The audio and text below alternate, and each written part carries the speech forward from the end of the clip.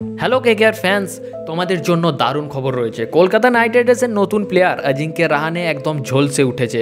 এক কথায় তিনি আগুন ফর্মে ফিরে এসেছেন। রাহানে হরিয়ানার বিরুদ্ধে রঞ্জি ট্রফির ম্যাচে প্রথম যে ইনিংসটা হয়েছিল সেখানে 88 রান করার পর দ্বিতীয় ইনিংসে তিনি একটি ঝোড়ো সেঞ্চুরি করেছেন। 180 বল খেলে তিনি 13টা চার মেরে একটি সেঞ্চুরি হাঁকিয়ে ফেলেছেন। 108 রান করেছেন।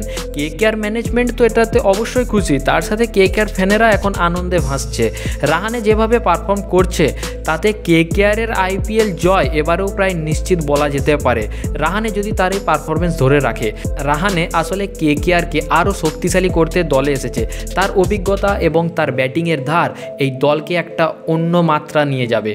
আমাদের কেকেআর দল প্রায় প্রস্তুত হয়েই গেছে বলতে পারেন। কেকেআরের প্রতিটা প্লেয়ারই এখন দারুণ ফর্মে রয়েছে এবং ওপেনিংয়ে যদি অজিঙ্ক্য রাহানেকে দেখা যায়, ফিল সল্টের পরিবর্তে অজিঙ্ক্য রাহানে যদি ওপেনিং করে এবং তার এই পারফরমেন্স তিনি যদি ধরে রাখে, তাহলে কেকেআর দারুণ একটা জায়গায় পৌঁছে যাবে এই বছর আইপিএল 2025-এ। তো আপনাদের কি মনে হয় রাহানে কি তার এই পারফরমেন্স ধরে রাখতে পারবে?